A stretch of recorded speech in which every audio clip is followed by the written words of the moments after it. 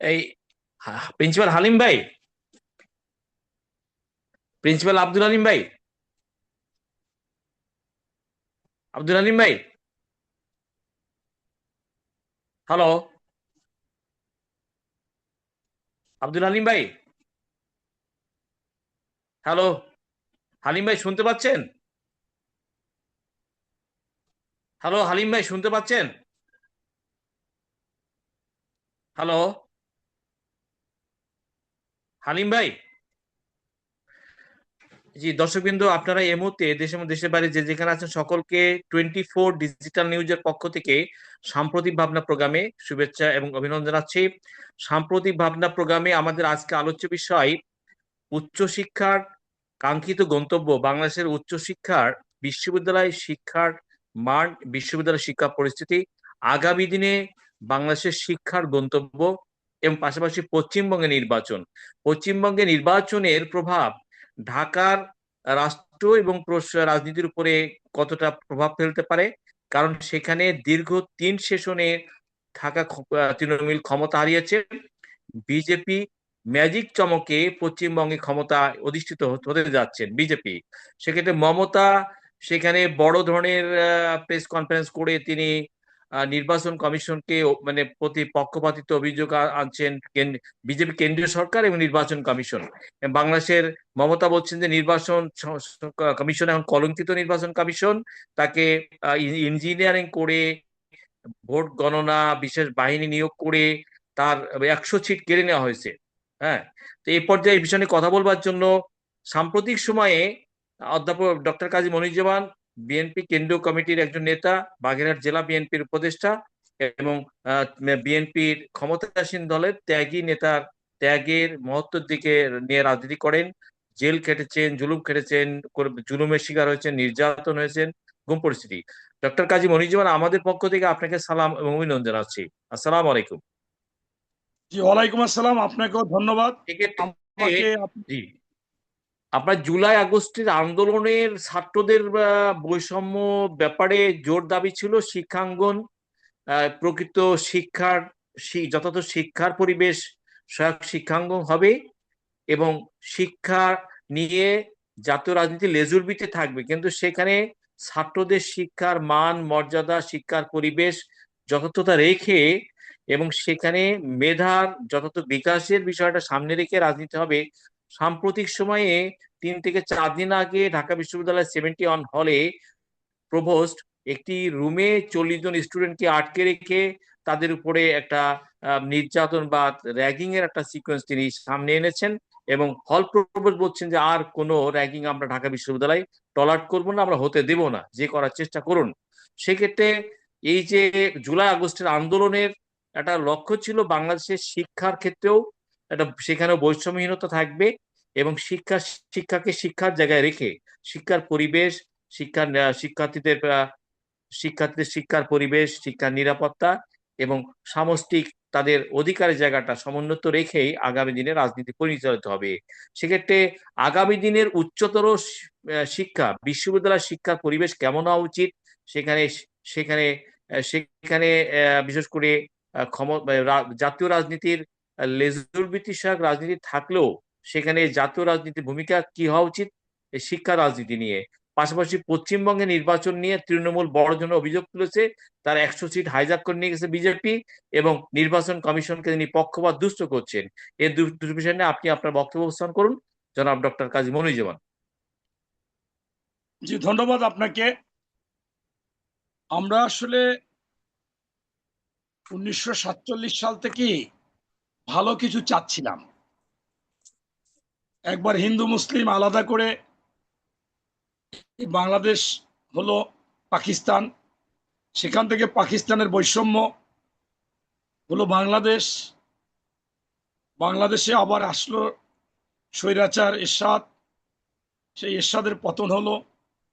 এরপরে আবার এই জুলাই আন্দোলন হলো 24-এর, সেখানেও এক ফেসিবাদের পতন হলো। কিন্তু সবসময় যারা এই আন্দোলন সংগ্রাম করি আমরা, তারা প্রত্যেকে সারা বাংলাদেশের মানুষকে স্বপ্ন দেখাই এবং আকর্ষণীয় আকর্ষণীয় সব স্বপ্ন। কিন্তু বাস্তবতা দেখি ভিন্ন। আপনি বলেছেন যে সদ্য মব সৃষ্টি হয়েছে, আপনি কিন্তু দেখেছেন 5ই আগস্টের পরে আজকে যে ডাকসুর একজন প্রতিনিধি আছেন, কোন পদে যেন আছে ডাকসুর সংসদের, এবি জোবায়ের, তিনি কই পরিমাণ শিক্ষকদের উপর আপনার মব সৃষ্টি করেছে। শিক্ষকদের কাপড় দিয়ে আটকাইছে, গাড়িতে উঠতে দেয় নাই, গাড়িতে ধাক্কা দিচ্ছে, পুলিশে দিচ্ছে। এর সাথে মোসাদ্দেক ছিল যে সাহিত্য সম্পাদক, অর্থাৎ 12 মাসের বাংলা নাম বলতে পারে না।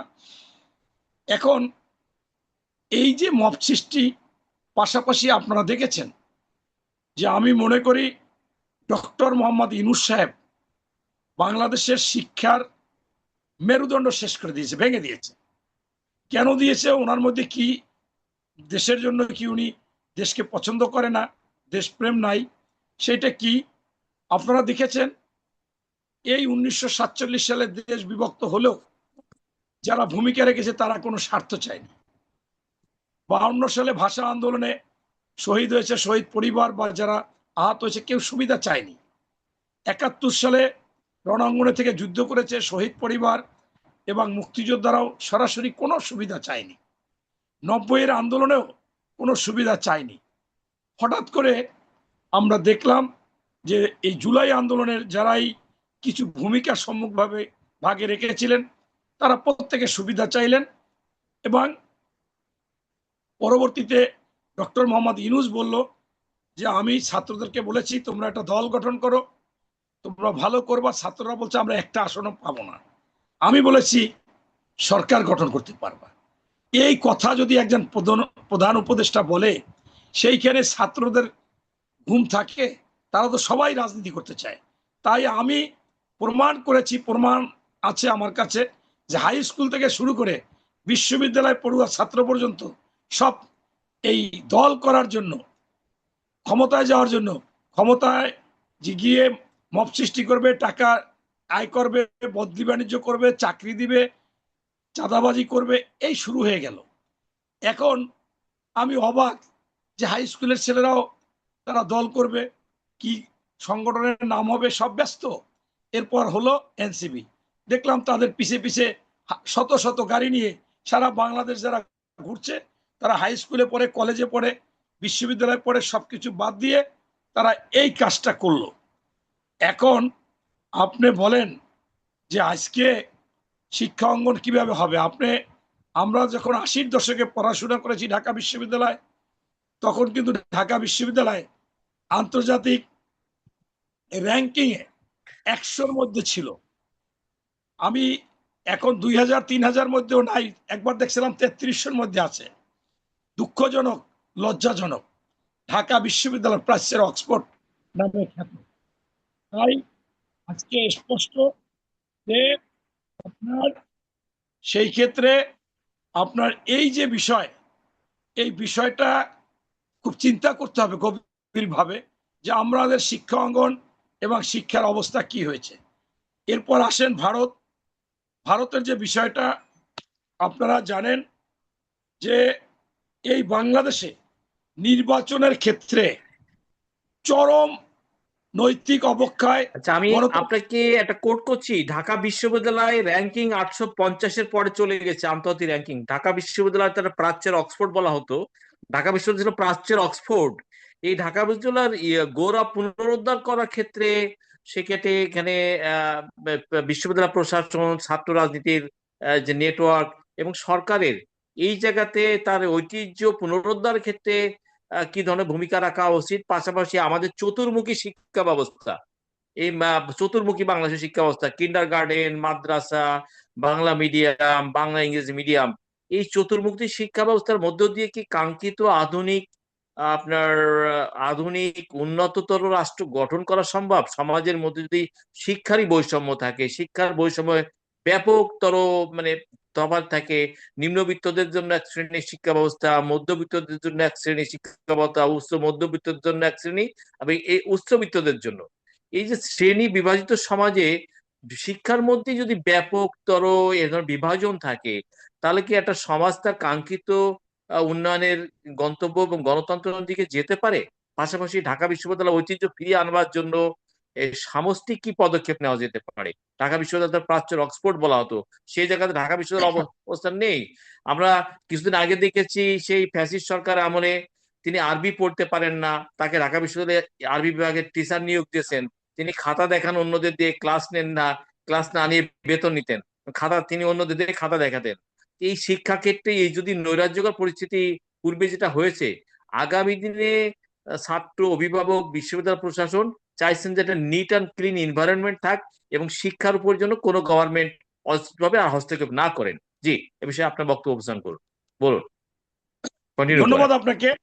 আপনি কিন্তু ইতিমধ্যে দেখেছেন অন্তর্বর্তীকালীন সরকারের সময় রাজশাহী বিশ্ববিদ্যালয় আরো কয়েকটা বিশ্ববিদ্যালয় যারা ভিসি হয়েছিলেন তারা কি পরিমাণ দুর্নীতি করেছেন এবং অযোগ্যদের চাকরি দিয়েছেন। রাজশাহী বিশ্ববিদ্যালয় ইতিমধ্যে আন্দোলন শুরু হয়ে গেছে যে 500 দিনে 515 জনকে নিয়োগ দিয়েছেন। ইন্টারমিডিয়েট পাস, যেখানে ডিগ্রি পাস বা মাস্টার্স পাস চায় সেখানে ইন্টারমিডিয়েট পাস দিয়েছেন। এই বিষয়গুলো কিন্তু চলে এসেছে। তা আমি এই বিশ্ববিদ্যালয় এবং আপনার স্কুল কলেজগুলোতে আমি যেটা চাচ্ছি যে আপনি যদি শিক্ষার মান শুধুমাত্র ঢাকা বিশ্ববিদ্যালয় ফিরিয়ে আনলে তো হবে না, সারা বাংলাদেশেই ফিরিয়ে আনতে হবে। এই জন্য প্রথম দরকার একজন শিক্ষক, মানে সে শিক্ষকই হবে, তার কোনো দল থাকতে পারবে না, কোনো দলের সমর্থন করতে পারবে না, তাইলে তার চাকরি করা দরকার নাই। কারণ পৃথিবীতে জাতির বিবেক এবং আপনার একটা মানুষের বিপদগ্রস্ত হলে তার আশ্রয় বা পরামর্শ বা তিনি যাকে বিশ্বাস বা আস্থা আনতে পারেন তিনি হচ্ছেন 1 নম্বরে সাংবাদিক, 2 নম্বরে শিক্ষক, 3 নম্বরে চিকিৎসক। এদের উপর বেশি মানুষের আস্থা থাকে। এই 3টা পেশা খুবই সেবামূলক এবং মানুষের কল্যাণে। কিন্তু যখন তারা একটা দলীয় হয়ে যায় তখন তারা এইখানে আর থাকে না, তারা শিক্ষকে নামে কলঙ্ক হয়ে যায়, সাংবাদিক নামে মনে করেন হলুদ সাংবাদিক হয়ে যায়, আবার ডাক্তার নামে তারা আবার কসাই হয়ে যায়। এখন সেই ক্ষেত্রে প্রথমেই শিক্ষকদের রাজনৈতিক মুক্ত থাকতে হবে, একেবারে স্টেট কাট, কোন দলের বিন্দুমাত্র যেন প্রকাশ না পায় যে এই দল করে, তাইলে সেই ছাত্র ওই টিচারকে ভয় পাবে। আওয়ামী লীগ যে করার ছাত্র সে বিএনপি টিচারকে ভয় পাবে, বিএনপি করার ছাত্র আওয়ামী লীগের টিচারকে ভয় পাবে, থিসিস নেবে না, আপনার গবেষণামূলক এই যেগুলো নিতে হয় এই সব সময়। এখন এরপর হচ্ছে আমি স্পষ্টভাবে ওই যে আজকের একটা গুপ্ত বট বাহিনী এরকম না, স্পষ্টভাবে কোন ক্যাম্পাসে কোনো রাজনীতি হতে পারবে না। রাজনীতি হবে দেশের কল্যাণে, মানুষের কল্যাণে, যেটা ন্যায়পরায়ণ, এই ধরনের কথা তারা বলতে পারবে। সেটা যে কোনো দলের বিরুদ্ধে হতে পারে, কোনো একতরফা না। এই পরবর্তীতে লেখাপড়া শেষ করে যে চাকরি করবে চাকরি করবে, যদি কেউ রাজনীতি করতে চায়, সমাজসেবা করতে চায়, সেই পেশায় সে ফিরে যাবে। কিন্তু যখন কোনো সময় বিশ্ববিদ্যালয় যদি রাজনীতি থাকে, কেউ বাধ্য হয়ে তাকে চাপ সৃষ্টি করে, তাকে দল করায়, তার ইচ্ছার বিরুদ্ধে কাজ করায়, তখন সে এই পড়াশোনা থেকে সরে গিয়ে সহজ পন্থায় এই বয়সে যদি সহজে টাকা পায়, চাঁদা পায়, মব সৃষ্টি করে আদায় করতে পারে, তদবির করে নেতাদের পিছনে ঘুরে ঠিকাদারি করে, তখন আর এই শিক্ষার অবস্থাটা থাকে না। এরপর আপনি বলেছেন যে বিভিন্নমুখী শিক্ষা, আমি আপনাকে স্পষ্টভাবে বলি যে আপনার এই যে শিক্ষা, আমি নিজেও মনে করি যে আমার ছেলে মনে করেন ইংলিশ ভার্সনে পড়ে, আর একজনের পরে ইংলিশ মিডিয়ামে, আর একজনের পরে সাধারণ, আবার কারো বাচ্চা পড়ে মাদ্রাসায়, কারো বাচ্চা কওমি মাদ্রাসায়। এখন আমার ছেলে আরবি শিখতে পারতেছে না, কিন্তু আবার আরবি যে সে আবার ইংরেজি শিখতে পারছে না, জেনারেল লাইনে শিক্ষা গ্রহণ করতে পারতেছে না। এই জন্য ন্যূনতম 8 পর্যন্ত সকলের জন্য এই ইংলিশ বাংলা সবকিছু একটা বাধ্যতামূলক করে তারপরে তার কর্মমুখী শিক্ষা হবে। সে কি করতে চায়, সে যদি মনে করে যে আমি 5 বছর পর বিদেশে যাব ইন্টার পাস করে, তাহলে তাকে সেই ধরনের শিক্ষা দিতে হবে যে ওই দেশে গিয়ে সে প্লাম্বিং করবে, বিদ্যুতের কাজ করবে, বিল্ডিং এর কাজ করবে, আর্কিটেক্টারের কাজ করবে, ইঞ্জিনিয়ার হিসেবে যাবে, ড্রাইভিং হিসেবে যাবে। এই যে বিষয়গুলো, আবার যদি সে উকিল হতে চায়, ব্যারিস্টার হতে চায়, সেই লাইনে সে পড়াশোনা করবে। যদি সে প্রশাসন বা চাকরি করতে চায় সেইভাবে পড়াশোনা করবে। এইগুলো একটা সমাজে ভাগ হবে এবং সেখানেও সকল কিছু থাকবে। আমরা মনে করি কেউ যদি ডিগ্রি পাস করেছে, সকল সাবজেক্ট সম্পর্কে তার একটা ধারণা থাকে এবং থাকা উচিত। তাই আমি মনে করি যে এই শিক্ষার ক্ষেত্র আমূল পরিবর্তন আনা প্রয়োজন, এবং এটা না হলে আপনার এই শিক্ষার মান উন্নতি হবে না। সর্বোপরি আমি শিক্ষার বিষয়ে একটা কথাই বলবো যে যে শিক্ষক আমি আমি আপনাকে কোট করছি, আমাদের জাতীয় প্রবৃত্তির জনাব ডক্টর কাজী মনির জাতীয় প্রবৃদ্ধির 1.60, মানে 2-এর মধ্যে এখনো শিক্ষা ক্ষেত্রে ইনভেস্টমেন্ট 2-এর নিচে আছে, মানে 2-এর। সেক্ষেত্রে সরকার টার্গেট করেন যে এই দিকে 3-এর উপর নিয়ে যাওয়ার জন্য, কারণ তো শিক্ষার বরাদ্দ রাষ্ট্রীয় জায়গাতে বরাদ্দের ক্ষেত্রেও তো যে টার্গেট থাকে সেই জায়গাতে সীমাবদ্ধতা আছে। যে বাজেট বরাদ্দই যদি শিক্ষার ক্ষেত্রে একটা সংকুচিত অবস্থায় থাকে, 2-এর নিচে থাকে, শিক্ষার কাঙ্ক্ষিত মান উন্নয়ন, সামষ্টিক দেশের সামষ্টিক উন্নয়নের সাথে শিক্ষার বিষয়টা সংশ্লিষ্ট, কারণ শিক্ষাটা জাতিরও মেরুদণ্ড। তো সেক্ষেত্রে বাজেট বরাদ্দর ব্যাপার আছে। পাশাপাশি আমরা দেখতে পাই শিক্ষা ডিপার্টমেন্টে সেখানে নানান ধরনের অনিয়ম, দুর্নীতি, হ্যাঁ, প্রাইমারি থেকে শুরু করে উচ্চতর পর্যায়ে সে বদলি, নিয়োগ, মানে নানা ধরনের একটা নৈরাজ্যকর পরিস্থিতি সৃষ্টি হচ্ছে। যে সেটা নতুন গণতান্ত্রিক সরকারকে এই ডিপার্টমেন্টকে ক্লিন করা এবং স্থায়ী একটা শিক্ষা নীতি কি সময়ের দাবি? অবশ্যই অবশ্যই আপনি এটা একেবারে নিশ্চিত আপনি বলেছেন যে আপনার বরাদ্দ শিক্ষার ক্ষেত্রেই সর্বোচ্চ হবে, এরপর চিকিৎসার জন্য হবে, এরপর অন্য অন্য জায়গায় যাবে। কিন্তু তার চাইতে বড় কথা হচ্ছে যে যে শিক্ষা ছাত্র নিবে এবং শিক্ষক দিবে, সেইখানে যদি অনিয়ম দুর্নীতি হয়, বদলি বাণিজ্য হয়, চাকরির ক্ষেত্রে আপনার যথাযথ লোক চাকরি না পায়, তাহলে সেই ক্ষেত্রে কি হতে পারে? তাছাড়া যে বরাদ্দ হয় সেই বরাদ্দেরও তো 50%, 60% চুরি মারা হয়ে যায়, সেইটাও তো মনে করেন বিরাট একটা দুর্নীতি। সেই কমপক্ষে আমাদের উন্নয়নশীল দেশে যে বরাদ্দ হয় সেটাই সম্পূর্ণ ব্যবহার করতে পারলে ভালো হয়, আরো বরাদ্দ বাড়াতে হবে, এইটাই হওয়া উচিত, এবং এইটার তো বিকল্প কোনো কিছু আমি দেখি না। ধন্যবাদ। ভারতের ভারতের ব্যাপারটা বলবো। আচ্ছা, আমি এ পর্যায়ে আমরা দ্বিতীয় বিষয় আসবো, যেটা আমাদের দক্ষিণ পূর্বাঞ্চলের মানুষ, খুলনা যশোরের মানুষরাও বিষয়টা নিয়ে ভাবছে। আপনি সাম্প্রতিক দেখছেন 2 দফা বিজেপি, মানে পশ্চিমবঙ্গে নির্বাচন হলো, 3বার ক্ষমতায় ছিল মমতা বন্দ্যোপাধ্যায় তৃণমূল। তো বিজেপি সাম্প্রতিক সময় দেখছেন এনআরসির নামে আপনার 30 লাখ আর 15 লাখ, 55 লাখ মানুষকে তারা ভোটের বাইরে নিয়ে গেছে বিজেপি। পাশাপাশি নজিরবিহীন ভাবে কেন্দ্রীয় বাহিনী নিয়োগ করছে, তৃণমূলকে ভোট ক্যাম্পিং থেকে শুরু করে ইলেকশন পর্যন্ত তৃণমূলকে পুরো কোণঠাসা করে ফেলেছে। এবং সেখানে নির্বাচনের ফল গণনার পরে মমতা অভিযোগ করছেন মোটা দাগে বিজেপি, কেন্দ্রীয় সরকার এবং ইলেকশন কমিশন, যে ইলেকশন কমিশন কলুষিত হয়ে গেছে। কেন্দ্রীয় সরকার ইলেকশন কমিশনকে ঢাল হিসেবে ব্যবহার করে কেন্দ্রীয় বাহিনীকে 100 সিট তারা ডাকাতি করে নিয়ে নিয়েছে। এখন আসলেই ভোটের পার্সেন্টেজ কিন্তু 93 পর্যন্ত কাস্টিং ছিল। তো 93 পর্যন্ত কাস্টিং গেলে সেখানে সংখ্যালঘু মুসলিম ভোটারদের উপস্থিতি ব্যাপক ছিল, ভোটার উপস্থিতি ব্যাপক হলো, কাস্টিং ব্যাপক হলো। সেক্ষেত্রে মমতার হার এবং মমতার অভিযোগকে আপনি কিভাবে দেখছেন বাংলাদেশের একজন রাজনীতি জগতের একজন পলিটিশিয়ান হিসাবে, ক্ষমতাসীন দলের একজন নেতৃত্বের জায়গা থেকে? ডক্টর কাজী মনিরুজ্জামান, এই পশ্চিমবঙ্গের নির্বাচন পরিস্থিতি কিভাবে দেখছেন এবং এর ইম্প্যাক্ট কি আমাদের বাংলাদেশের জাতীয় রাজনীতির উপরে বা বাংলাদেশের উপরে কিছুটা পড়ার সম্ভাবনা আছে? কারণ শুভেন্দু কিন্তু খুব মানে জোর আওয়াজ দিচ্ছেন, আমি এটা করব, সেটা করব, ওটা করব, কিন্তু চেয়ারে বসার পরে তো উনি রাজনীতির আওয়াজ আর চেয়ারে প্রশাসনের আওয়াজ তো এক না। রাজনীতি মাঠের বাস্তবতার আওয়াজ, আর প্রশাসনের বসার পরে সেই বাস্তবতা, এটা তো একটা ভিন্ন চিত্র থাকে। সেক্ষেত্রে বিজেপি ক্ষমতা নেওয়ার পরে সংখ্যালঘুদের প্রতি কি অ্যাটিচিউড দেখাতে পারে এবং বাংলাদেশের প্রতি তাদের অ্যাটিচিউড পশ্চিমবঙ্গে কি হতে পারে, পশ্চিমবঙ্গের নতুন প্রশাসনের? আপনার অবজারভেশন টোটাল বিষয়টা। আমি আমি এই কথায় যদি বলি, এক কথায় আমি খুব আতঙ্কিত পশ্চিমবঙ্গ নিয়ে। এবং আমি আজকে ভারত এম্বাসিতে ফোন করেছিলাম, ফোন করার পরে উনি ধরেছেন, উনি ভারতের, বলেছে দাদা বলেন। আমি বলছি আমার বাড়ি বাগেরহাট মোড়েলগঞ্জে। আমি খুবই আতঙ্কিত। ইতিমধ্যে যে সমস্ত খবর সাধারণভাবে দেখতেছি, গরিব মুসলমানদের বাড়িতে বাড়িতে হামলা ভাঙচুর, তাদেরকে ঘাড় ধরে বের করে দেওয়া হচ্ছে। এমনকি বাংলাদেশ থেকে যে হিন্দুরা গিয়েছিল, সেই বাঙালিদেরও, তোরা বাঙালি বাংলাদেশ থেকে এসেছিস, তাদেরকেও হালকা পাতলা চার্জ করা হচ্ছে।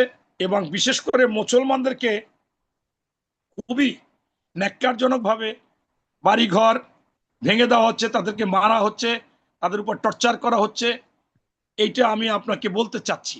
উনি বলল যে দেখেন, এটা আপনার আবেদন আকারে আমাদের ইমেলে আপনি জিমেলে পাঠান, জিমেলে পাঠান, পাঠাইলে এটা ভালো হবে। এখন আমি বললাম যে ঠিক আছে, ভালো হবে।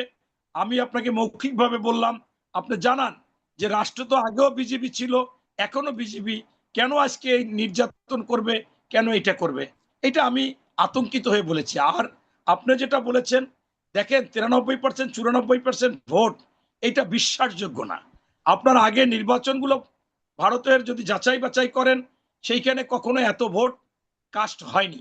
এবং আপনার যদি এই ভোট কাস্ট হয়, তাহলে কি ওই দেশের মানুষের খাওয়া দাওয়া ঘুম নাওয়া, কিছু মানুষ তো মিস করে, সাধারণত 20% তো ইজি ভাবে মিস করে।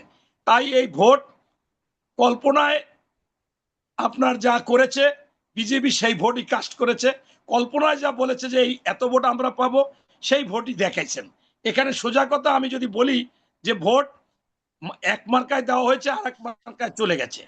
এরপরে আমি আজকে একটা কথা স্পষ্ট আমার বলতে মন চায়, যদিও এটার সাথে এটা যুক্তিযুক্ত না, কিন্তু কেন বলতেছি, বাংলাদেশে যে এই 17 বছর নির্বাচনে যে কিভাবে কি করতে হয়, এক এক সময় এক এক ধরনের। একবার হচ্ছে সেনা সমর্থিত সরকার, আর একবার হচ্ছে বিনা ভোটে 153-54 জন নির্বাচিত সরকার, আর একবার হচ্ছে দিনের ভোট রাতের সরকার, আর একবার হচ্ছে ডামি স্বামীর সরকার। এই যে বিষয়গুলো, এইগুলো একমাত্র বাংলাদেশে যিনি জানতেন, তিনি তো ওই দেশে, এবং তিনি মোদির খুব কাছের লোক। এখন সেই ফর্মুলাগুলো এখানে যে ব্যবহার করেছে, ওনার কাছ থেকে শিখে নিক আর না শিখে নিক, এইটা অবশ্যই শতভাগ সত্য। তবে আপনি আজকে পশ্চিমবঙ্গে যে ঘটনাগুলো ঘটতেছেন, সেই ঘটনাগুলো ইচ্ছাকৃতভাবে শুভেন্দ্র অধিকারী তিনি করতেছেন। এবং তিনি যে ধরনের হুঙ্কার দিয়েছেন, সেই নির্বাচনের দিন থেকে, নির্বাচনের দিন বলেছে কোনো মুসলমান আমাকে ভোট দেয়নি, এইটা কোনো নেতার কথা না। এরপর বলেছে, পরের দিনই বলেছে যে আপনার ইসরায়েলের মতো আমরা ব্যবহার করব, ইসরায়েল যেমন আপনার ফিলিস্তিনের উপর ব্যবহার করে, আমরাও সেইভাবে বাংলাদেশের উপর করব এবং এখানে মুসলমানদের উপর করব, তাদেরকে বের করে দিব। এরপরে আপনি দেখেন যে উনি সর্বশেষ গতকালকে চিৎকার করে বলতেছে যে বাংলাদেশে এখনো বৈধ প্রধানমন্ত্রী শেখ হাসিনা, তিনি যাবে শাহজালাল বিমানবন্দরে নামবে, তাকে সেলুট দিয়ে ওই দেশ গ্রহণ করে তার গদিতে বসাবে। এখন আমার বলতে ইচ্ছে করে যে শুভেন্দ্র দা, কিন্তু আপনার পূর্বে পূর্বে পূর্বে মমতা যেহেতু ক্ষমতায় ছিল, বিজেপি কেন্দ্রীয় সরকার, বিজেপি আলাদা ঘটনা ছিল। মমতা আমাদের তিস্তা চুক্তি সহ এই চুক্তিগুলো কিন্তু কার্যকরী হয় নাই। বিজেপি কেন্দ্রীয় সরকার বলছে মমতার এখানে বাধা দেওয়ার কারণে তিস্তা চুক্তিটা একটা প্রতিবন্ধকতা জায়গায় রয়ে গেছে। এক্ষেত্রে পশ্চিমবঙ্গে বিজেপি, সেন্ট্রালে বিজেপি, সেক্ষেত্রে আগামী দিনে যে অমীমাংসিত তিস্তা সহ কিছু চুক্তি আছে, সেটা কি বিজেপি যদি সদিচ্ছা দেখায়, চুক্তিগুলো কি আলোর মুখের দিকে দেখতে পারে আগামী দিনে বাংলাদেশের এবং ভারতের সাথে কূটনৈতিক সম্পর্কের মেরুকরণে? আপনি অবশ্যই এরকম, আমরা মনে করি যে কূটনৈতিক পররাষ্ট্র নীতিগুলো বেশিরভাগই জি, আগের মতোই কারণ থাকে। আমাদের নির্বাচন পরবর্তী সময়ে বিজেপি কিন্তু বাংলাদেশের সাথে আপনি দেখেন মানে বাইলিটারাল মিটিং এর পর মিটিং একটা স্টার্টিং পজিশনে যাচ্ছে। কিন্তু আমাদেরকে পাশাপাশি কিন্তু ডিজেলও দিল, কিছুদিন মধ্যে আগে ডিজেল দিয়েছে তারা, বিজেপি গভর্নমেন্ট। কিন্তু দেখেছেন গতকালকে পররাষ্ট্রমন্ত্রী ভয় পাচ্ছে যে পুশিন হতে পারে। এখন মেইন বিষয়টা হচ্ছে যে যিনি মুখ্যমন্ত্রী হচ্ছেন শুভেন্দ্র অধিকারী, সে তো একটা ফাউল মানুষ। সে সব সময়ের জন্য মুসলিম বিদ্বেষী, বাংলাদেশ বিদ্বেষী এবং বিশেষ করে আওয়ামী লীগ ছাড়া সকল দল বিদ্বেষী। আপনি দেখেছিলেন যে শুভেন্দ্র অধিকারী যখন খুব শেখ হাসিনা যাওয়ার পর উল্টাপাল্টা গালি দিচ্ছিলেন, তখন ওনার এক ক্লোজ বন্ধু সবসময় থাকে, সে বলেছিল আমি জানি না শুভেন্দ্র অধিকারী কেন এই গরু খাইলে তাদেরকে মারে ধরে পিটায়। আপনার সে আমাদের সাথে আমাদের বন্ধু মুসলমান বাড়িতে কোরবানির সময় গিয়ে একেবারে ভুরি ভোজ করে কোরবানির গোস্ত, গরুর গোস্ত খেয়ে আসছে। খেয়ে বলেছে যে আমি আবার একটু রাত্রে একটু পানি টেনি খাবো, আমাকে একটা টিফিন ক্যারিয়ার একটু গরুর গোস্ত দাও, এই পানি টেনি খাইলে গরুর গোস্ত খুব মজা লাগে। এটা কিন্তু সারা ভারতবর্ষ ভাইরাল হয়েছিল। কিন্তু আমি এখন যেটা দেখতেছি যে তিনি যে কথাগুলো বলতেছেন, সেটা তো মনে করেন এই বাংলাদেশে উস্কানি দেওয়া এবং ভারতে ওই হিন্দুদেরকে উস্কানি দেওয়া। আপনার এই আজকে দেখেছি কমপক্ষে ভাঙচুরের আমি 20টা ভিডিও দেখেছি, এরপরে দেখেছি ওখানে 10-12টা ভিডিওতে বলতেছে যে এই ভারত মুসলমান মুক্ত করতে হবে, কোনো মুসলমান থাকতে পারবে না। এইটা তো কোনো কথা হতে পারে না। এইটা একমাত্র এই শুভেন্দ্র অধিকারী বলতেছে বিদেই সেই জন্য হচ্ছে। কালকে যে বলল যে শেখ হাসিনা আসবে সে বৈধ, আমি এই দাদাকে দাদার ভাষায় বলতে চাই, দাদা এবার তো আপনি মুসলিম মানে আপনার মুসলিম ভোটকে বিভাজন করে বিজেপি পলিসি করছে, মুসলিম ভোটকে বিভাজন করে মমতা থেকে নাজুক পরিস্থিতি ছেলে দিয়ে বিজেপি নিরঙ্কুশ বিজয়টাকে পক্ষে টেনে নাও, পাশাপাশি নির্বাচন কমিশন, কেন্দ্রীয় বাহিনী সব মিলা টোটাল মিলা একটা বিজেপি একটা মাস্টার প্ল্যান করেই তো ইলেকশনে মাঠে নেমেছে সেখানে। পাশাপাশি কালকেতে কিন্তু মাইনরিটি মুসলমানদের বাড়ি ঘর ভাঙা হচ্ছে, ব্যবসায়িক প্রতিষ্ঠান জয় সেই স্লোগান, সেই জয় শ্রীরাম স্লোগান দিয়ে মুসলমানদেরকে বিশেষ করে অনেক জায়গায় নির্যাতন করা হচ্ছে। কারণ বিজেপি এটা কতটুকু নিয়ন্ত্রণ করতে পারবে তাদের ওই হিন্দুদের উগ্রবাদিতার যে অ্যাটিচিউড, এই যে মুসলমানদেরকে সন্দেহ করে তাদের ব্যবসা প্রতিষ্ঠান ভাঙা হচ্ছে, বাড়িঘর তছনছ করা হচ্ছে, এই বিজেপি গভর্নমেন্ট কতটা এটা কন্ট্রোল করতে পারবে? পাশাপাশি আগামী দিনে পশ্চিমবঙ্গে মুসলমানদের রাজনৈতিক পরিস্থিতি বাস্তবতা কোন দিকে যেতে পারে? যদিও আমি মুসলিম আপনাকে শিবিরে আবারও বলি, চারজন বিধানসভার মেম্বার হয়েছেন, চারজন নির্বাচিত হয়েছেন। হ্যাঁ, হুমায়ুন কবির আপনার সহ আরো চারজন মেম্বার হয়েছেন মুসলিম শিবির থেকে। বলুন এখন যে বলুন। চারজন মুসলমান হয়েছেন আমি দেখেছি, যিনি বাবরি মসজিদ করা শুরু করেছিলেন তিনিও হয়েছেন। আপনার এখানে আবার দেখা গেছে যে তারাও আবার বিজেপির সাথে গিয়েছেন।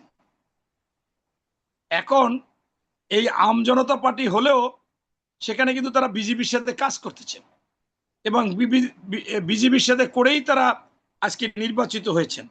এখানে আমি আপনাকে স্পষ্টভাবে বলি, সরকার যারা থাকবে তারা যদি চায় যে কোনো জায়গায় কোনো অরাজকতা, অস্থিরতা, হাঙ্গামা, সন্ত্রাস, দখল, ভাঙচুর, অনাকাঙ্ক্ষিত কোনো ঘটনা ঘটবে না, সেইটা সম্ভব। কিন্তু সেইখানে যে মুখ্যমন্ত্রী হবেন সে নিজেই তো উস্কানি দিচ্ছে। আপনি দেখেছেন যে গাজীপুরের জাহাঙ্গীরের ফুল দেওয়ার একটা ফুল দিচ্ছে শুভেন্দ্র অধিকারীকে, সেটা ভাইরাল হয়েছে। এটা ভারত বাংলাদেশ আবার এই আওয়ামী পন্থীরা তারা আবার বলতেছে যে এই শুভেন্দ্র অধিকারীর বাড়ি, কিছু কিছু লোক বলছে বাগেরহাট শরণখোলা আমরাগাছিয়া, তার পিতা শিক্ষক ছিলেন। সম্পূর্ণ মিথ্যা কথা। আমি সেখানে আমার বাড়ি ওই আসনই আমি দেখলাম। আবার এখন পরবর্তীতে দুপুরের পর দেখলাম তিনি বরিশাল বাড়ি, তার কোন জায়গায় যেন বলেছে যে তার মামা বাড়ি বরিশাল, সে বরিশালের নাতি। এটাও সম্পূর্ণ মিথ্যা। আমি শুভেন্দ্র অধিকারী গুগলে সার্চ দিয়ে দেখেছি ওর 14 গোষ্ঠী ওই দেশের। তাই আমি মনে করি যে ইস্কানিমূলক কথা থেকে যদি শুভেন্দ্র অধিকারী বিরত না থাকে তাহলে তাদের জন্য ক্ষতিকর হবে। একটা রানিং রুলিং পার্টি ক্ষমতায় আবারও এসেছেন, তারা এই কাজগুলো আন্তর্জাতিকভাবেও করতে পারে না এবং ওই এলাকা বেজও করতে পারে না, যেহেতু ওই দেশেও ধর্ম নিরপেক্ষতা আছে। তাই আমি বারবার আপনাকে একটু কথা বলতে চাচ্ছিলাম, থামিয়ে দিচ্ছেন আপনি। আমি বলতে চাচ্ছি যে শুভেন্দ্র দাদা, আপনি কি খেয়ে খেয়ে এটা বলতেছেন কিনা? আপনি তো গরু খেয়ে লাল পানি খান, গোমূত্র খান, সেইটা খেয়ে বলতেছেন নাকি না খেয়ে বলতেছেন?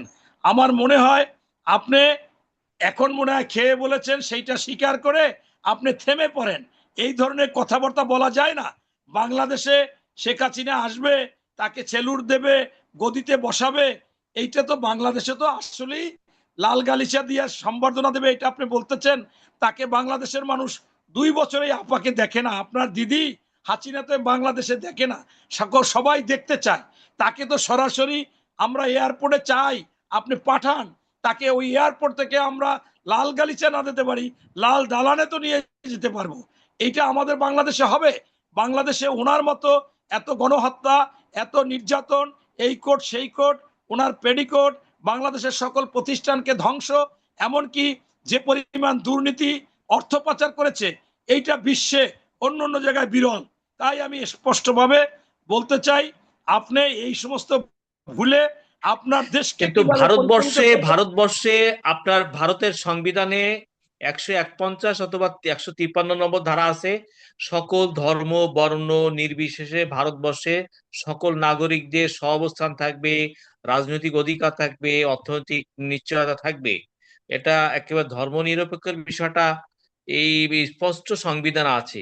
কিন্তু আজকে এই যদি এটা এই সংবিধানের এই ধারার সাথে যদি সাংঘর্ষিক রূপটাকে আমরা দেখতে পাই না, বিশেষ করে মাইনরিটি মুসলিম দের উপরে, মানে যেখানে মুসলমান সংখ্যালঘু আছে তাদের নাগরিক অধিকার হরণ করার অপচেষ্টা, ব্যবসা বাণিজ্য ধূলিসাৎ করা, এবং তারা আদিকাল থেকে সেখানে বাস করতেছে।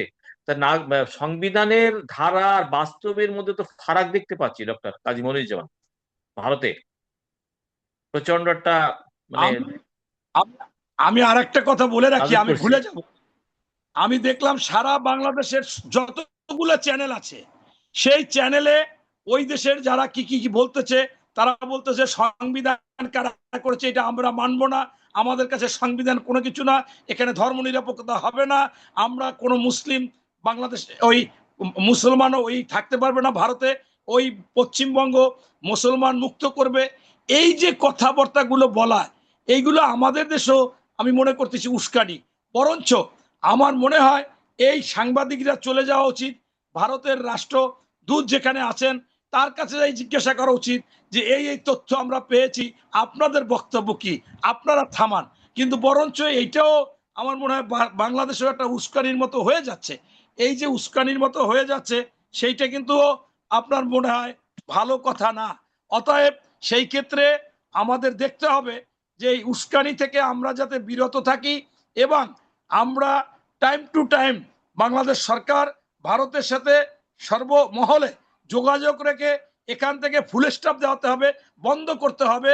কারণ যদি এটা বন্ধ না করে, তাহলে আমাদের বাংলাদেশে মুসলমানরাও তো বসে থাকবে না। 93% মুসলমান, সেই 93% মুসলমান বসে থাকবে না। ওই দেশেও প্রায় 20%-এর অধিক মুসলমান, এখন মনে হয় 30% প্রায়।